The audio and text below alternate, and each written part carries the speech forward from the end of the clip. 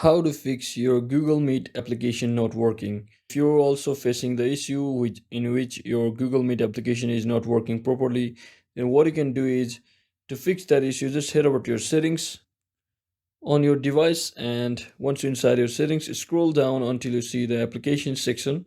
So just tap on it, and from over here you'll have to find the Google Meet application. So let me just quickly find it like this and just tap on that particular application. So scroll down. You can also try to forcibly stop this application. So once you do that, just click on storage and make sure you clear both of these options. That means clearing your data. So you may have to re-enter your login details.